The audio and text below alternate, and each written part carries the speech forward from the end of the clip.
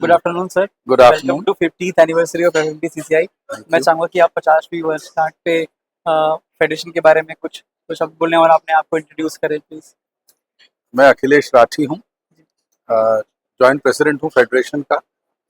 और इंडस्ट्री है हमारी, मैन्युफैक्चरिंग करते हैं, इंटीग्रेटेड प्लांट है, from fibre to fabric, fashion denims बनाते हैं हम लोग। And we are selling to premium brands in America, in Europe, Asia, of course all the premium brands in India. और फेडरेशन जो है वो बहुत ही अच्छा काम कर रही है। पिछले 50 सालों से सारे एंटरप्रेन्योर्स के इश्यूज को सॉल्व करना, इंडस्ट्री और गवर्नमेंट के बीच में एक इंटरफेस के रूप में काम करना, ये फेडरेशन का सबसे बड़ा कंट्रीब्यूशन है।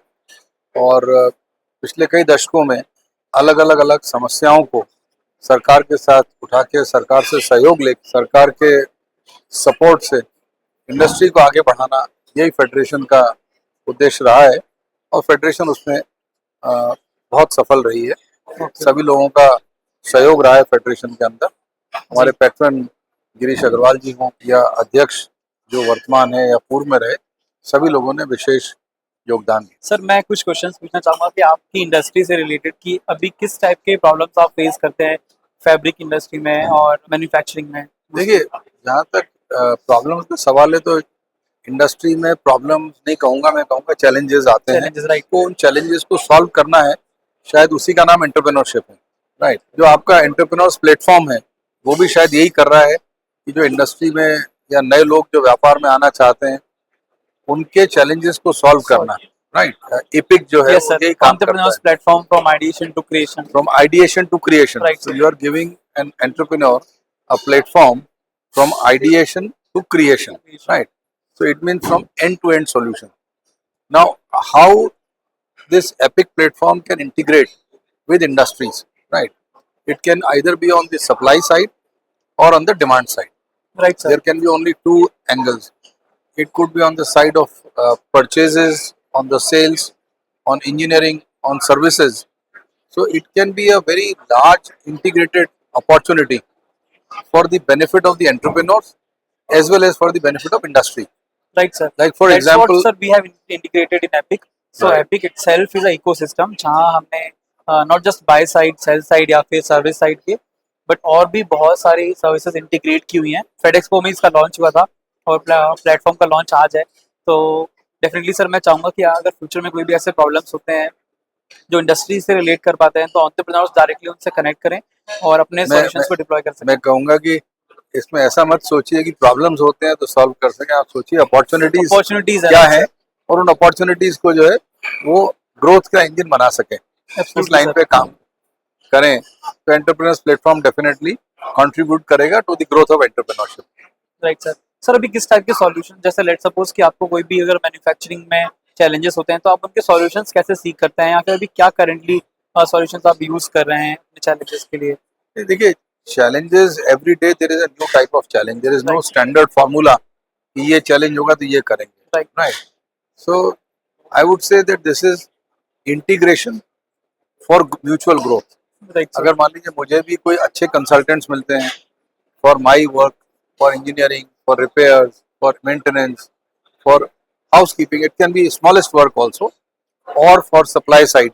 सर जो भी चैलेंजेस होते हैं तो आप उन चैलेंजेस को एज अ सॉल्यूशन जो अभी आप इम्प्लीमेंट करते हैं तो टेक बेस्ड सॉल्यूशंस ज़्यादा, आप सॉल्यूशंस की तरफ ज़्यादा आपका रुझाव रहता है या फिर आप। नहीं, देखिए चैलेंजेस दोनों तरह के हैं। ब्रिक एंड मोटर चैलेंजेस भी हैं और आईटी चैलेंजेस भी हैं। जैसे हम लोग एसएपी प्लेटफॉर्म पे काम करते हैं, हमारे यहाँ पूरा प्लांट इंटीग्रेटेड है एसएपी में।